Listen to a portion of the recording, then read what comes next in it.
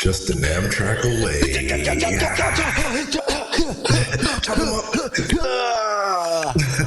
You see me? I put that little kick in there at the end. Yeah, shout out to Matt Gavendo for the high kick. We definitely got it in the garage that one day. Yeah, and the high that was it has a double entendre. Hey, what's up, man? What's up, everyone? Welcome back to the Devo and Kris Joe show. You know what day it is. It's Wednesday. It's 10 a.m. We on for an hour. We chopping it up in. It is game day today. It's just an Amtrak away. It's game day today. We play at 7 p.m. NC State. If we end up taking care of business tonight, then we got a big one with Duke on Thursday. So, Joe, let me know what's been going on with you for this past week. How's the fam? How's everything been going on in your world?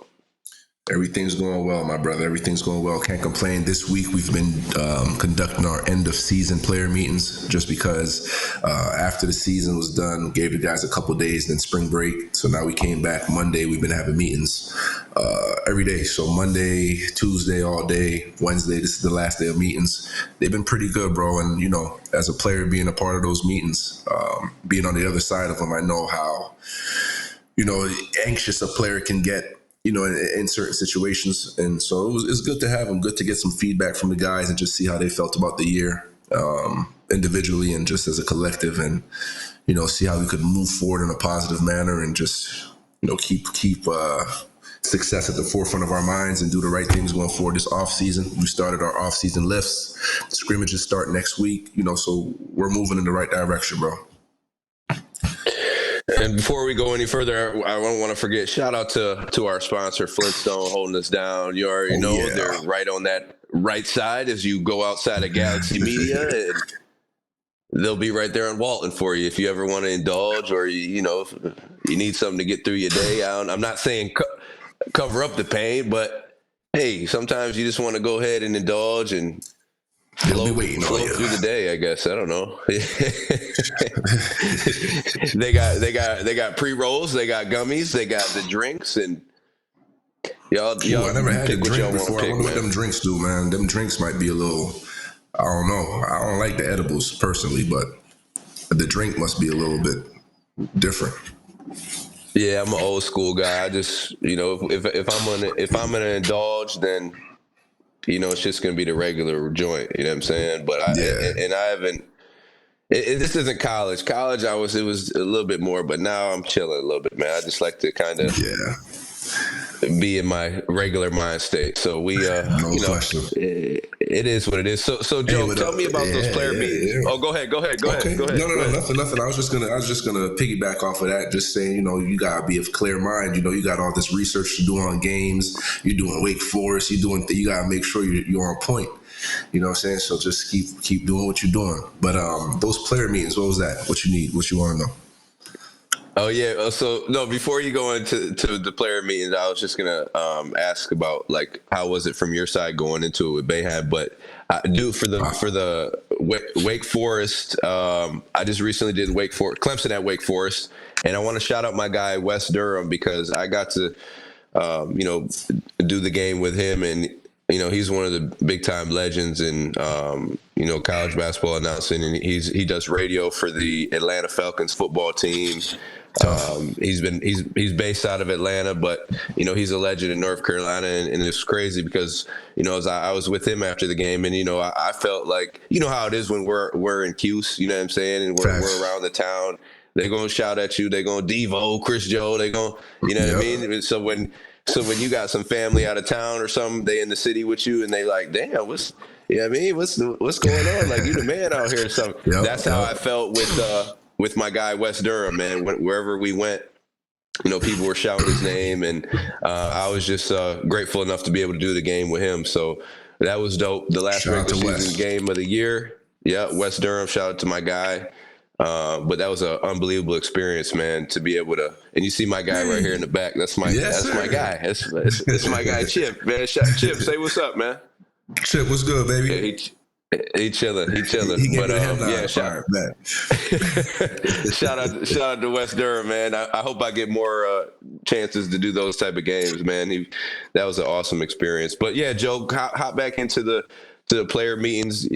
Obviously, you're on the coaching side of it now, but what was it like going into those meetings as a player, especially with Coach Boeheim? Well, my classic story, my first year, so we won't get back into that one. So every year, the conversation kind of changed, a little bit. So my first year, he kind of told me what I needed to do to be successful at this level and in this program.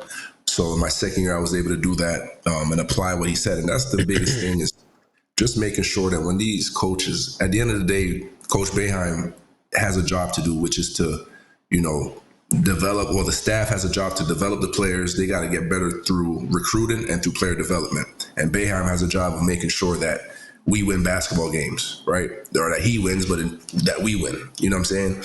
So anything that's said in those meetings, you got to go in there knowing that it's not a shot at you personally. It's a shot at, it's more so speaking to growth. You know what I'm saying? And what you need to do to become a better player, a better version of yourself, and ultimately the player that you want to become to get to your ultimate goal of becoming a pro. So if you go into these meetings with that mindset, knowing that, yeah, it might be some shit that's said in here that I won't like. It's a guarantee that there's going to be some things said that you won't like at some point. So if you go in there knowing that, and knowing that the message is what you need to take in and not the delivery or the manner that it's given, then you'll be straight. So my first year, that meeting went, a certain way, which made me lock in so much more that summer, because I said, shit, okay, so I must not be ready after all them DMPs. I'm not ready to play at this level. You know what I'm saying? I get, like, in coach's eyes, and if I'm not ready in his eyes, I'll never see the floor. So I got to change. So it's all about growth. So I come into my second year, do extremely well, win, the six-man award. So now my second year going into that meeting was much different. You came a long way. You had a great season. You could still get, you could still be a little better shooting the ball, rebound, all the little things, you know what I'm saying? And then going into my third year, where I become, a focal point. And my last 2 years, those meetings were solid. My third year was kind of him telling me I shouldn't go into we were talking about the draft. Should I go? Should I stay? I had to get knee surgery. There was a couple things that was discussed at that point where, we had a open and honest conversation, which led me to come back my senior year and, had a chance of winning it, all if Fab Melo doesn't get, rest in peace, whatever it was, sanctioned for whatever it was at the time, plagiarism or whatever it was. So my meetings with Coach were always positive for the most part, outside of him telling me in my first year what I needed to hear, but maybe not what I wanted to hear. Everything else was solid, bro. Because, as unapproachable as people feel Coach is, he's real. First of all, he's real. He's not going to bullshit you. You know what I'm saying? That's the first thing. So that when you go into these meetings and he's telling you, he's giving you his honest opinion, and you just take that and go ahead and work on whatever it is that he says you need to work on. Because with a guy like with his coaching experience, his pedigree, being around pros with the USA basketball, having coached pros at the Syracuse college level, you listen to what he's saying and you're like, fuck it, yo, this man know what he's talking about. If anybody knows what he's talking about, he knows what he's talking about. You know what I'm saying? So that's how those meetings went. I remember always coming out of those meetings feeling real positive, real good about my, my year that I just had. Obviously, my junior year, I feel like we fell short, losing to Marquette in the second round of the tournament. You know what I mean? And I think we kind of spoke about that and how, we didn't.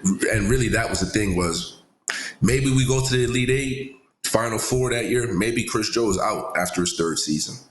But the fact that I felt like we had some unfinished business is like, I can't go out after losing in the second round. You know what I mean? So coming back that last year, getting my knee fixed up, shout out to Doc, Raphael. You know what I'm saying? Shout out to Doc. He did my knee too. What I'm saying? He got me right. So yeah, that's the conversation that was had. We have some unfinished business, and I was all on board. Like, Coach, you don't even got to say nothing. We lost in the second round. I'll be back. You'll see me on South Campus in a couple months. You know what I'm saying? So we were rocking out. It was cool. Well, how hard do you think it is nowadays for kids really to like accept that real shit? Like, because I mean, you have to be able to tell them, what it is, the real. Like, it's constructive criticism. You know what I mean? And I think nowadays, like, kids take it personally more so now than ever. Oh yeah, Right. It's no like question. it's like in a personal attack. But and this doesn't just go with sports. It's just with life in general. Like when you have somebody who is older than you, who has experienced more, who has been through the ups and downs, like they have advice for you. And I think a Yep. lot of times these kids are taken back by the advice that we give them because they think it's a personal attack rather than us trying to help them with their growth. So like, what is your kind of, I guess, approach? Because you have to have an approach, bro, Yeah. to how you tell them. You know what I'm saying? It's not just like, yo, you're fat as fuck. You got to motherfucking Yeah. you got to lose some fucking weight. You know what I'm saying? Yeah. So it's like it's got to be a better approach, going into it with these players, especially nowadays. So I guess how is your approach with these guys when you're telling them this stuff? So for me, what I think is huge is just having that relationship with them throughout the year so that they understand who you are as a person, not Yeah. as a coach, as a person, so that now when we're having conversations, we can kind of separate the two. Like, I'm going to speak to you. Some days I'm speaking to you as a coach. Other days I'm speaking to you as a mentor. Like, you know what I mean? So you know me as a person. You know that I'm always going to come. I have never bullshitted you once. I've told you things you didn't want to hear. And it's happened this year too, where I might say something to a player and, at the time, like, and I've been a player, you could, like, they'll kind of flag you like, oh, I ain't trying to hear that shit right now. You know what I'm saying? And I'm like, all right. But then the next day That it'll was come me. back. And That the was next day me, they come coach. back and Man, be I ain't like, trying to nah, fucking hear coach. that. And the next day they come back and be like, Coach Kris, like, nah, I see what you were saying. Like, and I tell them all the time, I'm like, fellas, listen, this is an emotional game. If you think you're emotional, coaches are just as emotional and maybe even more frustrated because we have no impact on the game in the sense where we can't score a basket, steal the basketball, get a rebound.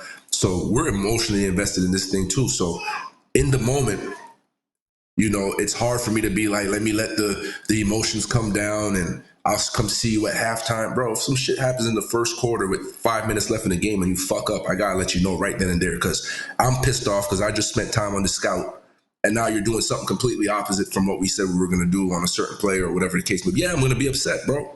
But you got to understand me. I get it. Me, and that's just life. If you go if you're outside or in traffic and a motherfucker honk at you, roll the window down and be like, fuck you.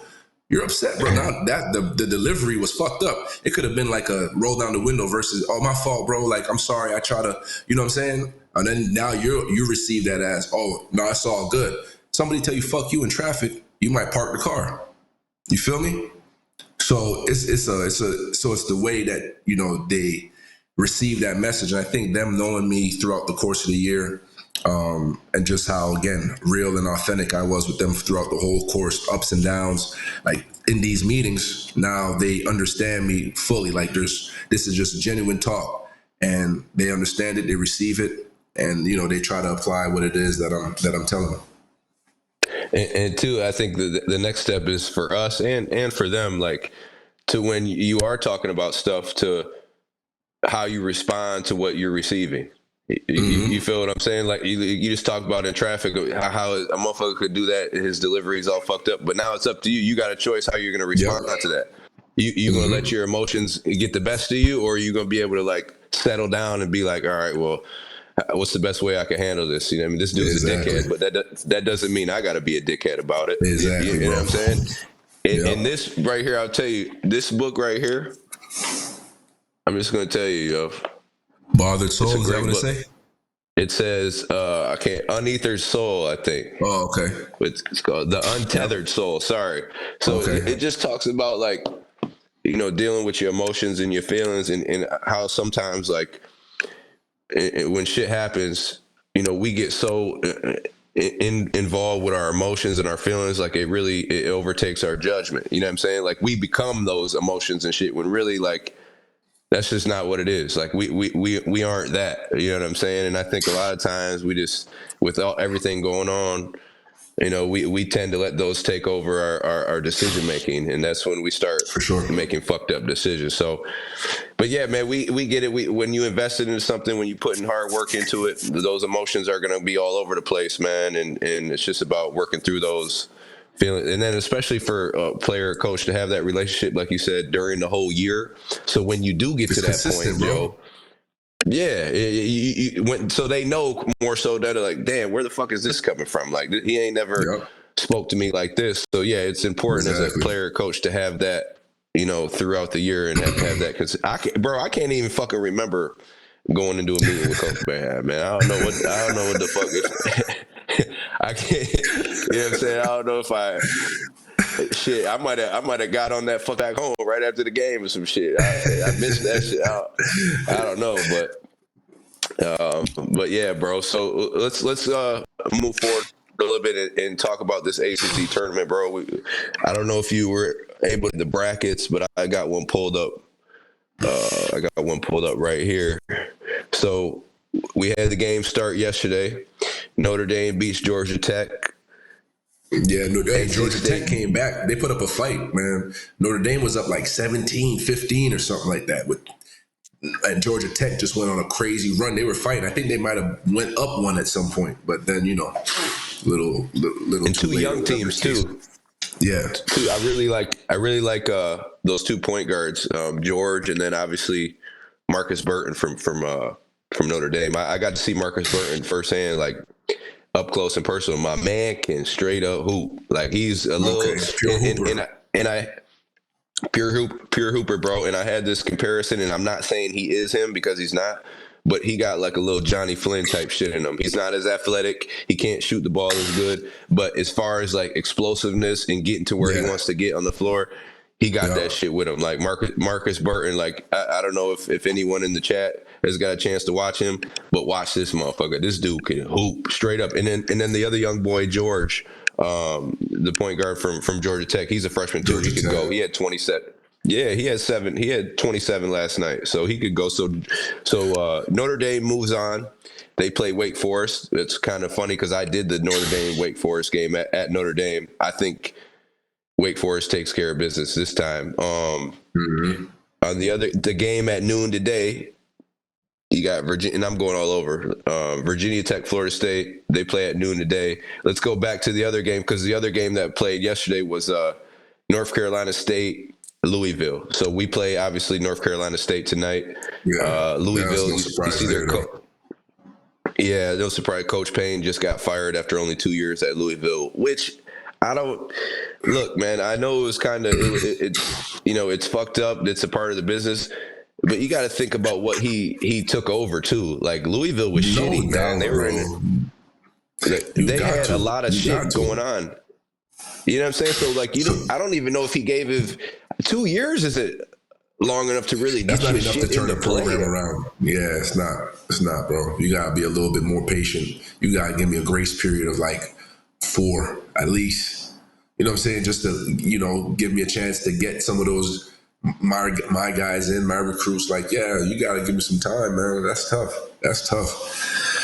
Shout out to Nolan Smith. I don't know what happens at that point. Does he, because once the one go, the whole staff go. I'm not sure what's going to happen. Yeah, I know he's royalty over there. The Smith name, it holds some weight. You know what I'm saying? Shout out to Derek Smith. And you know what? Usually that's how it goes, Joe. If the head coach gets fired, the staff who he brought in is going with them, or whatever it may be. So yeah, tough times in Louisville. Exactly. Tough. Shout out to Coach Hop too. You know what I'm saying? And this is the Q Sports Talk. Coach Hop was also let go. You know what I'm saying? They owe him some bread though, so go ahead and get that moolah. So make sure you get that, Coach Hop. But they owe him some bread. 3.1. Oh yeah, let me get that. so shout out to Hop, and I know he's gonna land on his feet too. Obviously, great coach, better person, great motivator, great mentor, and like I said, I'm sure he'll be straight in the end. Man, and just speaking on Coach Hop, I don't know how long he was there. I want to say maybe 6-7 years. I don't know. Yeah. 7. Put it in the chat, or Jordan. I don't know if you know how many years he was there, but I know he had one Coach of the Year. I want to say two, but for sure one. 2, because he had back to back, maybe. Exactly, first and second seasons. But 7. So okay, he was there 7 seasons, but I think they only had one NCAA tournament appearance, if I'm not mistaken. Correct me if correct. Yeah. Okay. So one tournament appearance in 7 seasons, two Coach of the Years. But man, I don't think people understand how hard it is to be able to win games in college basketball, especially at that level, is fucking dude. Tough, bro. Because people are always going to critique you. I know what type of Coach Hop is, and you can't say those dudes weren't prepared. I mean, for every single game. And shit, me knowing Hop, that motherfucker probably overdid it. You know, 3-hour practices. You got to, after that, followed by a 2-hour film session. But I tell you what, man, make sure they right.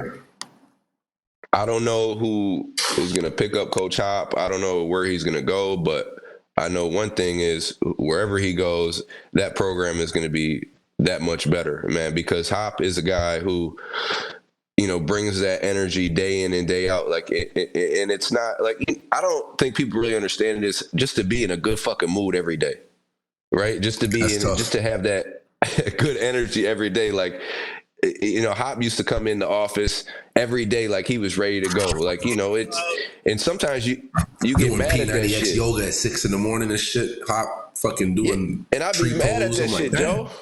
Like, how the fuck, motherfucker, how you just happy all the time? Like, motherfucker, like, but so that's a skill to have, and Hop had it, man. I remember, you know, 5 a.m. workouts with Hop.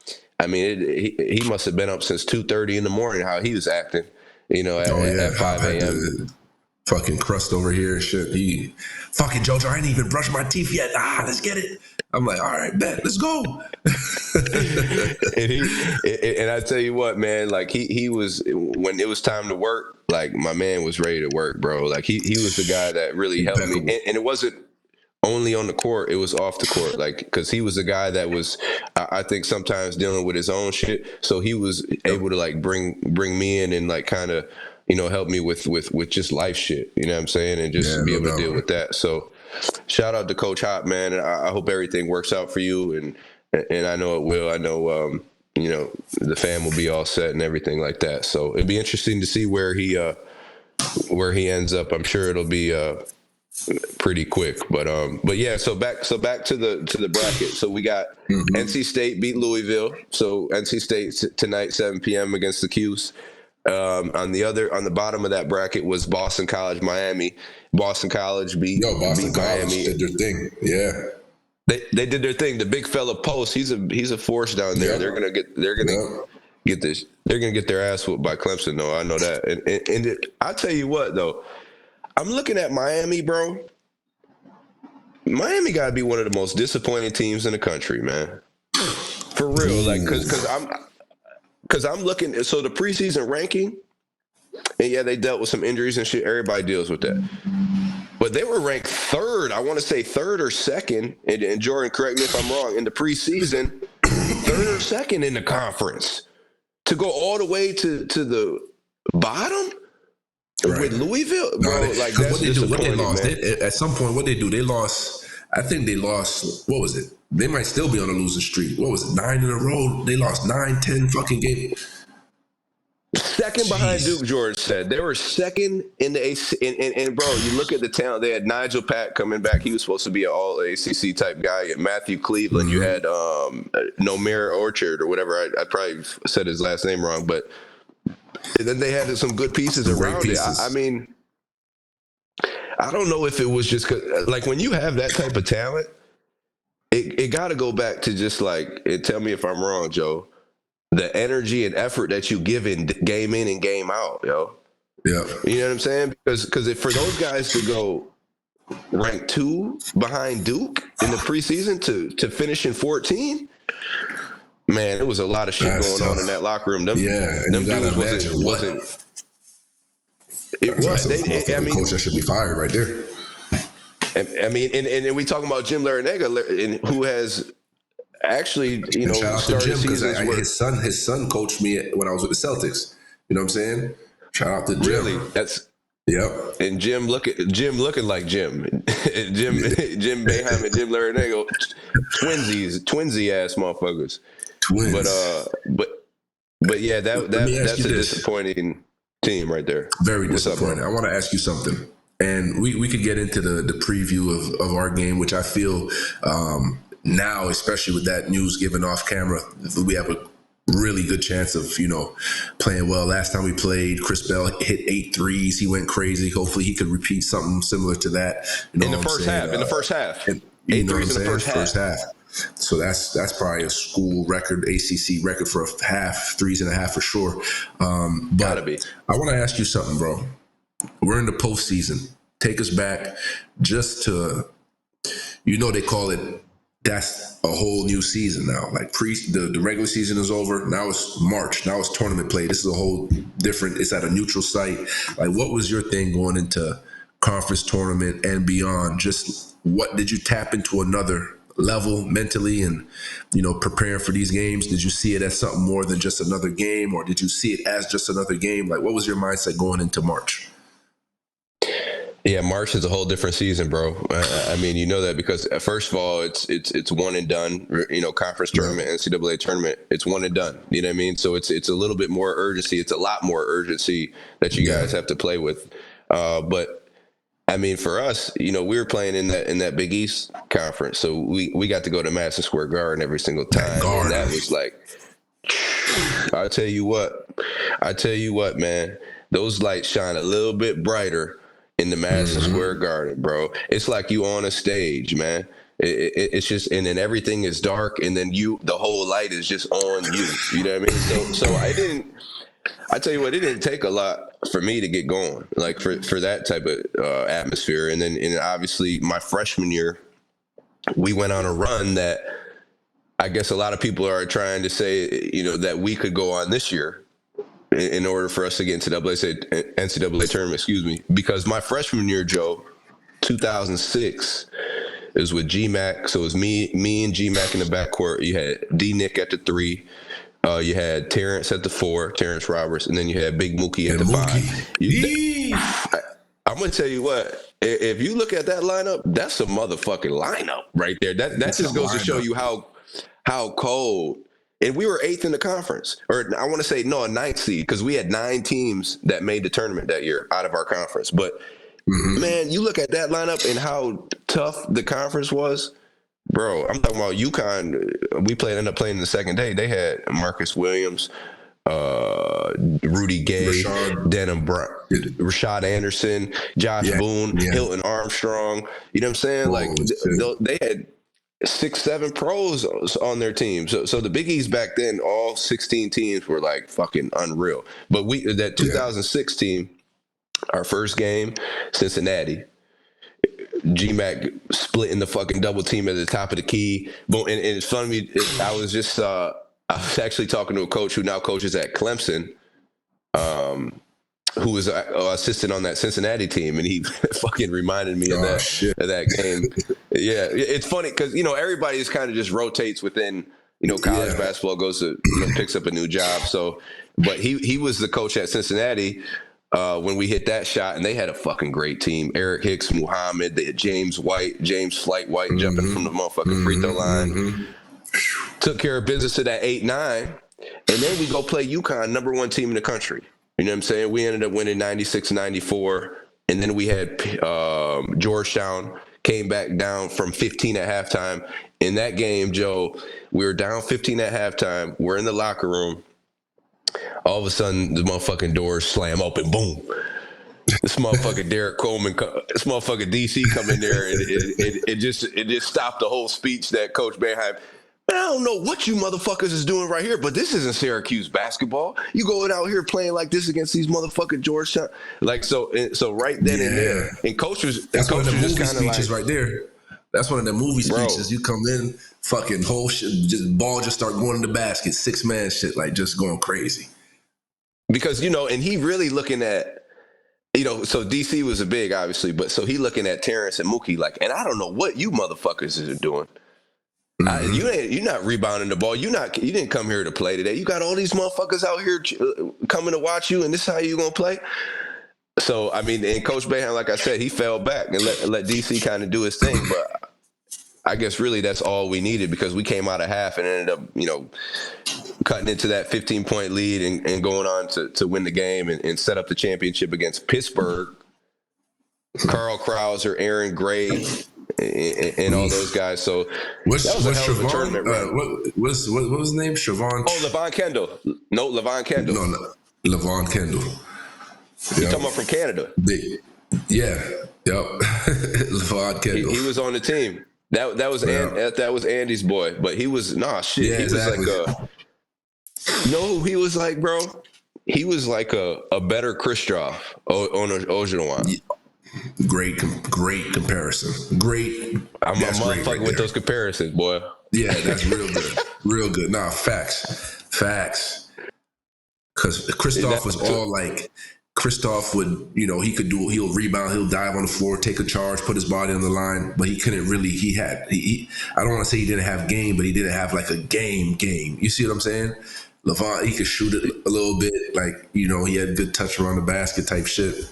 Stretch four, shoot the three. I mean, he when I met him, he could shoot the three when we were Canada basketball. I don't know if he was shooting the three when you played him at Pitt. But when I met Kendall at Canada basketball tryouts, he was shooting that bitch. Yeah, no, he was. I mean, those guys are like, they do all the shit that we don't want to do. Type shit, dive on the floor, motherfucker, hip check a motherfucker. I'll hip check a motherfucker. I ain't worried about that. But he bring in the grit and the energy and all that stuff that isn't really seen on the box score. So, but bro, I mean, we were able to do it. Like no one in the media, probably outside of our inner circle, thought we were going to be able to win 4 games in 4 days. Bless you. And at that time, it was the first time that anyone has ever did that in Big East history. You know what I mean? So we're able to make history, win 4 games in 4 days, make the tournament, and we ended up going down to Jacksonville. I think we played in, and we lost in the first round to Texas A&M, which Texas A&M had a fucking good team. It was Joseph Jones, AC Law. I don't remember if you remember AC Law. He ended up. He could play, yo. He played for the Hawks, I feel like, at some point. But yes, he did. Yeah, he did. And the funny thing is this: here's another connection from that.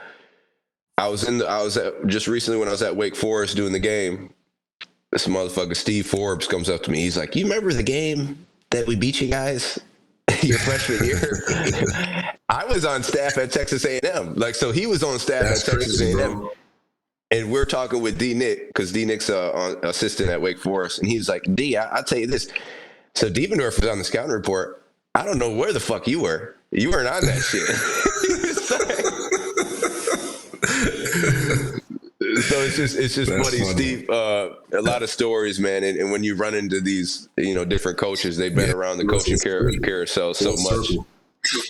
Full circle. But yeah, man. So we were able to do that. And now, Joe, if you look at this Syracuse team and how talented they are, I mean, obviously they weren't as big as we were. The conference is obviously Big East, ACC. It's a whole different setup. But I think this team has a chance, man. I mean, you look at so I'm looking at the bracket, how it's set up. You play NC State tonight, you win that game, and then obviously you got to play against Duke. Against the number 2 seed, which we played good against, bro. When we played Duke at Duke, but they just end up hitting all them threes in the second half.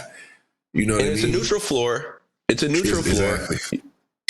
So you end up beating Duke. Say this happens, then you end up going to play either Virginia, and I'm going to say Clemson beats Boston College. So, it's Virginia and Clemson. It's possible, dude. Like, it's possible. Like, these guys could go on and win 1, 2, 3, 4. They could win 4 games, man. They really could. And I was talking to on the Mac and Bone show in Charlotte this morning, and they're all NC State fans. And I was like, look, NC State's, it's a wrap for them tonight.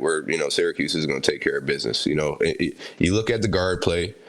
And again, I want to say this, man, because the ACC tournament or the ACC conference, all conference teams came out.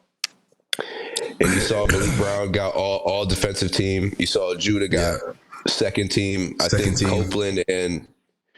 Copeland and somebody else maybe got honorable mention and maybe or of most improved or something. But man, look, Judah Mintz should have been first team, man. Who they Judah put Mintz. No, fuck no. It was I don't even. I think it was PJ Hall, RJ Davis. Oh yeah. Okay. Yeah. Okay. I want to say who Jordan. Could you tell us the other three too? Because I want to say it was at Baycott. Was it Hinson? I actually wanted to bring up some of those awards, and actually Q Sports Talk actually asked the question of what was the biggest snub of Quadir not getting six man, which all right, the dude who got six man, I have to go inform myself, do my due diligence. He averaged 12 and 5, whatever it is, from Pittsburgh, if I'm not mistaken. Fuck, I forget his name now. Because the most improved went to Ian Shefflin from Clemson, which is that's probably right. That's for sure. But then the dude from, I can't even read that on my screen. This shit's all fucked up. No, I can't read that shit. I cannot read that shit at all. That shit look like code. that shit looked like Braille. The goddamn Matrix. Ishmael again from Pitt. Okay. Yeah, he averaged 11.9, and that's cool. But I think what I was, and I'll give that to Ishmael, but Judah, and also, bro, what I had an issue with is Coach Autry not getting Coach of the Year. Maybe I'm biased, and fuck it if I am. You know what I'm saying? But I want to read a quote from my good man Pete Moore that I just posted that on. What's it called? The other day. Let me tell you what it says. Pete Moore, shout out to Pete Moore, matter of fact. There are 31 rookie head coaches in the Division I men's basketball ranks this season. Coach Red Autry is one of 4 and the only one from a Power 5 program in the group who have guided teams to 20 wins. Q's family. All right? So that being said, yeah, shout out to Hubert Davis. Love the man. He was great when he was doing his commentating thing, and he, always showed me mad love. But I don't think anybody in the conference faced as much adversity as Coach Red. You know what I'm saying? From losing your starting big man to your backup big being not really being hurt in HEMA, losing one of your best bench guys in Benny Williams. You know what I'm saying? And it's your first year, and this is all the things that you got to deal with in a conference and you are in a Power 5 conference. You know what I mean? And he was still able to do what he needed to do to get 20 wins on the season. Like, I think, and maybe I'm biased, and I love Red, but this is me being as real as I can be. I think he deserved, and I don't know how many votes or whatever it is, where he was in that voting system. And I'm sure he got 6. 6, and he'll get, I think so. He'll get a Coach of the Year award. 1,000%. I still can't read that shit, but he'll get a Coach of the Year award at some point. You know what I'm saying? I can see what it said, all rookie team, but I can't make out what it's saying on the screen for whatever reason. But he'll get one, and I think that he should. First year for what he did. You know what I'm saying? I'm sure everybody's giving him his credit, and as they should. But man, listen, Red could have got him one this year, man. 20 wins, faced hell of adversity. I mean, UNC came in, they had a great team. They rebuilt through the portal and things like that, a couple transfers. But ultimately their team was better. You know what I'm saying? Now, coaching. Agreed. Now, when it comes down to coaching and how you were able to get wins, like, yes, the players do that, bro. But when you already have a great, talented team from top to bottom, you got guys like Babcock, who's back. Like, come on, bro. You've been this your 6th year there. Like, you know what I'm saying? He getting 1.1 though. I know. Shout out to I would have came UNC the fuck back to it. And I came back the next fucking year as well. I'm gonna take that. Because, bro, that's the most he gonna make. He never gonna make that much in professional basketball because he not gonna get drafted. You know what I'm saying? He gonna have to go overseas, and he could probably have a good career overseas. But yeah, man, 1.1 million. Shout out to that NIL in North Carolina getting the fucking job done. bro. Yeah. You know what I'm saying? Give me Getting that the bag. fucking job. Bro, I just want to, and sorry to cut you off, but because I'm we done. go I'm back to done. when we Coach were in Red just college. needed Coach of the Year. I'm good. I'm done now. Go ahead. Well, going back to when we were playing, if you got 1.1, I mean, shit. If you give me 1.1 in college, bro, I You mean, buying I a don't spot know on what I'd Skinny have been. Atlas Lake. You would have had a spot. You would have rented a spot on the lake. You would have had a rented. Shit, those houses are a little bit more expensive, way more fucking expensive than 1.1. That's Yeah, gonna be no, for sure. Just a little rental. They'll probably give you the Syracuse discount. You want to rent it out for the season. You know what I'm saying? They probably give it to you for, you know what I mean? A little something, not something small. it'd have been a Just a whole rental. different ball game, bro. Like Oh, yeah, you for know what I'm sure. saying? That's what I'm saying. Like you gotta think like these dudes are. Well, they're older now. This fucking Cormac Ryan's fucking 25. How does that happen, dude? How do you get? How the fuck is he 25 years old, bro? When I left school, I did an extra year. So like I was there. No, I was there 4 years, and I just had. Yeah, But I didn't take that extra year. But I exactly. left school at 21. So if I'd have had a fifth year, I'd have been 22. How the fuck is this motherfucker 25? Yeah, no, that's crazy. What the fuck did Red he do? shirts, this, Did he? that. Yeah, I don't know. Bro, he's 25. Shit don't count, man. Oh, shit. He's I thought 25 years you old, really bro. grown. Yeah, that man. Yeah, I That, don't that know. man, I don't know, but that's a whole different topic. But yeah, 1.1 million. Shout out to Baycott. I would have stayed my ass right there too, bro. But 1.1 going million in back to Q's though, you might have been able to save some chicken because it ain't much to unless you're going to fucking what's that shit called, save, lava lounge, is that trust what it me, was bro. called? Yeah, it ain't lava no more. But man, Oh, it's 1.1 not, in the that shit Q's, don't bro. exist. Ah, come on, that's I don't. crazy. I don't think so. Nah, but All right. 1.1 in the Q's. Listen, man. Look at you. Man, listen. At that age, come on, man. You already know. You already know how shit would have went down. Motherfuckers would have been Oh my. upset at me. Oh my! It'd have been a lot of oh my. But going going back to Coach Red, man. I think you said like he did deserve. Think about the adversity that he went through, losing That's Benny it. Williams, losing McLeod for the whole season. So not really having a real presence in that middle. Malik Brown did a great job. Feeling, I think, for me, he was my defensive player of the year. Maybe I'm being biased, maybe I'm not, but that motherfucker at that position to lead this conference in steals, and then Judah Mintz being second. I mean, I don't know if Judah Mintz should have been on the all defensive team. I don't know if he was or not. I missed the when Jordan brought it up, but man, I don't know what the criteria is, bro, for this shit, because you talk about, coach of the year, like Hubert. Yeah, of course you had the best team in North Carolina. You did the best year, but what's the criteria is like what you got to work through, because you already really had your team Exactly, bro. set. As far Exactly. you That's really my whole point. you added to it. Yeah. You added to it. The dudes already was familiar with you. Like You got Red Cadeau comes to come in. in early. Like you got him to reclass and come in early. Like, bro, you set your shit up perfect. Go ahead, my fault, bro. No, you're right. But Fuck. like first time Cuse gets 20 wins in 10 years. You know what I mean? So like Red should have been up there for coach of the year. I mean, not third, not second, but he should have won it, man. Just you got to Yep. look at it, and again, the criteria is probably fucked up, but if you're looking at all those things that he had to go through, getting kicked off the team, injuries, shit like that. I mean, Red did a fucking phenomenal job. You know what I mean? Unbelievable. And then what's the criteria for the players? Because Judah Mintz is a top 3 player in the league. You know what I'm saying? Like he's one of the best guards in the league. I can't name RJ Davis. You'll say maybe he's bad, but I mean, you put him in Judah Mintz right there. Judah Mintz giving him havoc. Is it like, so is the criteria where your team has to be better and you have to That's what have I'm thinking. a better season? Right. Like, because Judah, if you look at stats, I mean, Judah was top 3 in scoring, assists, top 5 assists, top 2 in steals. Yep. I mean, And number one in free throw impact. attempts and free throws made.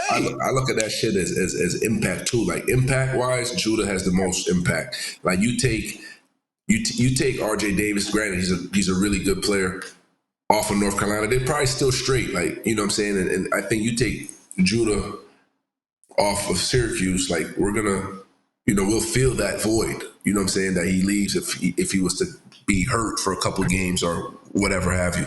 You know what I mean? So I think that should be part of the criteria too, like the impact you have on the team, whether you're in or out. Like you got to go through. And I hate analytics, but you got to go ahead and do all that shit, like points with him on the court, off the court, plus minuses, do all that to make sure that you're doing the shit right. I don't know. I need an explanation. Exactly. So when you come out with these teams, 15 head coaches. I need an explanation Fucking media of why these are the teams. Like, why are these the teams? Why we didn't get a vote? We not the media. Why who the fuck voting, man? No vote? Give me a vote. Who the fuck is voting? I mean, it's all the media voting. So like, it's not even really. Is it the? Well, it might be the coaches. I think it's 15 the head coaches and 60 media. Oh, is that what it said? Yep. I was able to fucking decipher the matrix and see what it said. But that's what I mean. Like, so the majority of votes go to the media. Man, these motherfuckers, I'm not saying that most of them motherfuckers ain't dribbled a fucking ball. Mm-hmm. Real shit, man. Real shit. Most of these motherfuckers ain't dribbled a ball, but you got to vote. I mean, that's fucked up, man. That's fucked up. I agree. And look, man, it is what it is, man. I thought Judah should be first team coach. Should have been Coach Red should have been coach of the year, but it is what it is, man. So let's get back to the bracket, bro, and just what can this in your mind, bro? Okay, NC State, Duke. I'm thinking it's Virginia or Clemson, and then eventually, you have the championship game, which it's going to look like it's going to be North Carolina. I'll tell you who my sleeper is. Wake Forest. They'll beat Notre Dame. They'll beat Pitt. And then that's going to be a fucking hell of a game with them in North Carolina, bro. I think so. This is my Wake Forest is your sleeper, huh? Okay. Wake Forest. I'm going to tell you this. After watching them, bro, and they got, what? They played Duke, and they beat Duke. They were on a hell of a high.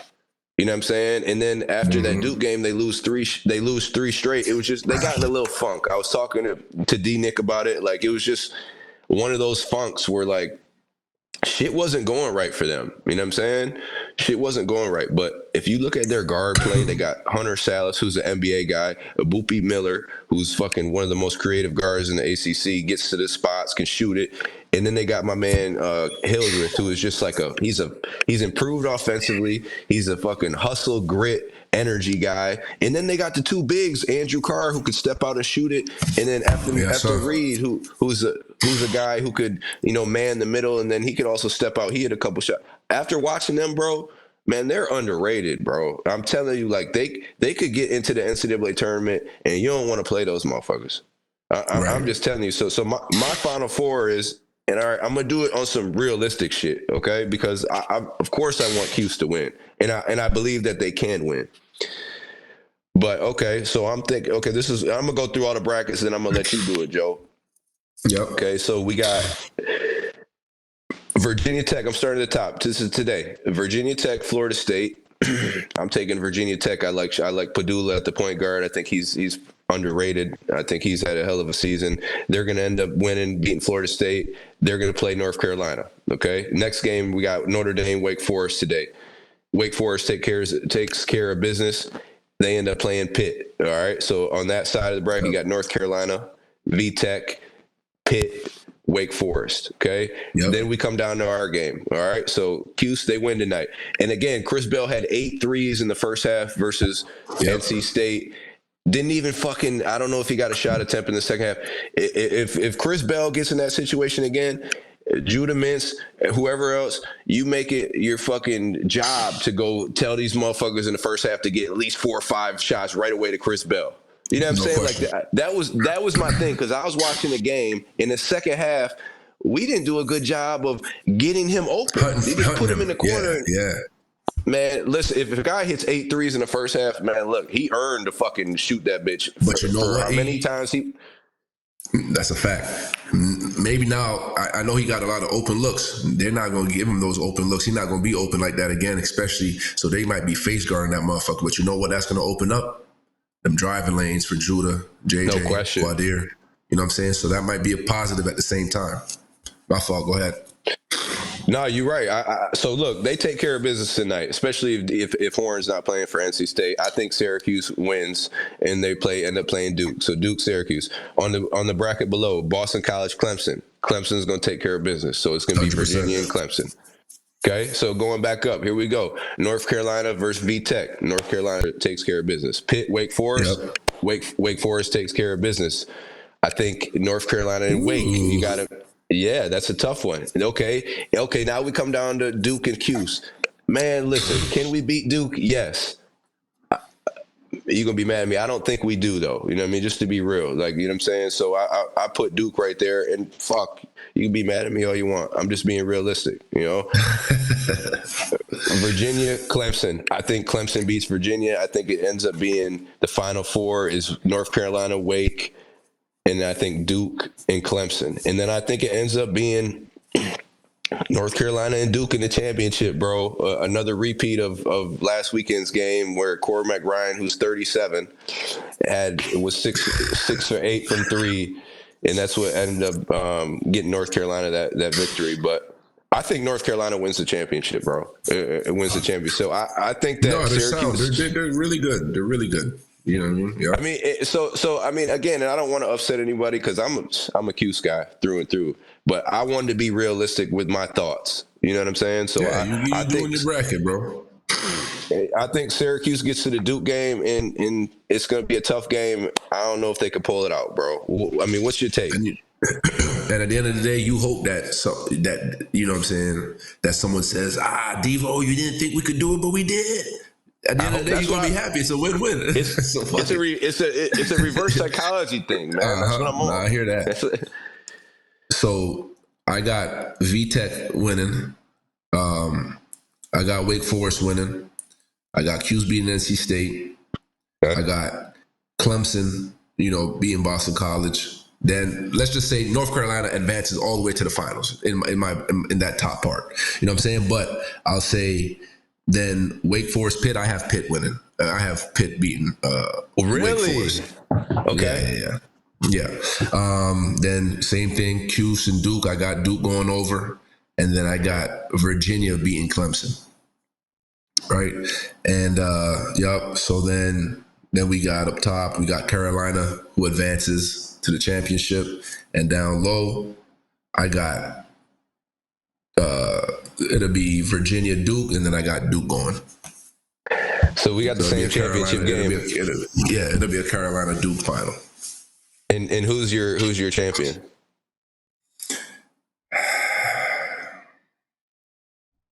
Flipowski, Baycott, RJ Davis. Bro. Okay, so let's see. No, for real. If I'm thinking of, I do think North Carolina has the better team, and I have them ultimately winning the ACC championship.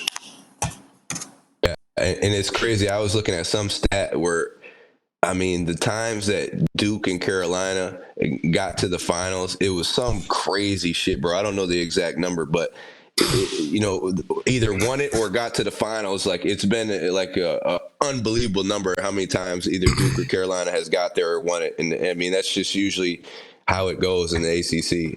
It's either Duke or Carolina. And I mean, bro, they've earned it, yo.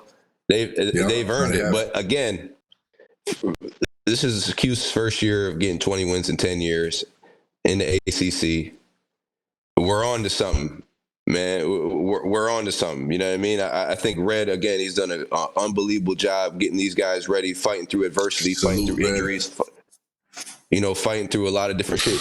Judah Mintz, man, I know you probably going to ride out and I think you come back, man. Go ahead, get you an NIL bag real quick. You know what I'm saying? Like, we gonna make sure somebody come through and take care of you. But with these guys coming in, they had the young boy who was coming in next year, the shooter Elijah Moore. He had 67 the other night. He had 12 threes. So you got a guy coming in on that wing for you besides Chris Bell that you can kick it to. Now it's just going to open it up even more for you. And then you got the Mickey D's coming in, Donnie Freeman, 6'9" on the wing. He got that NBA shit with him. You know what I'm saying? So, like, I think if you can keep these guys together, man, I tell you what, they got some of the best talent in the conference, and we all know what wins in the tournament. Guard play. You know what I'm saying? Guard play, and we have it now, Joe. And we only got a couple minutes, but if Judah does leave, I still like my guy QC coming in at the 1, like a Sean Livingston type motherfucker. I like it, bro. I think you got JJ off to the side, and then you put more in there, and they you could have that 3-guard lineup, depending on what Red does, but. Look, these guys are gearing up tonight to try to start this 4-game run. I think, look, they can do it. Obviously, I have Duke beating them, bro. But shit, that doesn't mean that these motherfuckers can't come in and just go on a hell of a run. They got a guy in Judah Mintz who could really take over some games. I think if we can defend like we're capable of defending. Obviously, that last game against Clemson, that wasn't what we're capable of doing. We could do way more than that. And then we can hit some outside shots. Be proactive. Be proactive. You got to be able to defend, make jump shots, take care of the ball, and rebound the basketball. We got the guys. We got the guys that could do it. We gave our bracket. Hopefully, I'm wrong. Hopefully, I'm fucking wrong. You know what I'm saying? Likewise. Hopefully, Q's can take that all the way. But we'll see tonight. I'm doing the radio. I'm doing the post game with Brian tonight after the game. So hopefully it's a victorious post game. But again, man, we're about 30 seconds from getting up out of here. We went through the whole bracket. And we got North Carolina Duke in the finals. So we'll see what happens tonight, man. Again, we appreciate y'all coming on, listening to us, chop it up about ACC tournament play and everything else we got going on. Next Wednesday, we back here, Joe, 10 to 11, the Devo and Kris Joe show. Shout out to Flintstone for always showing love, sponsoring the show. And until next time, we out.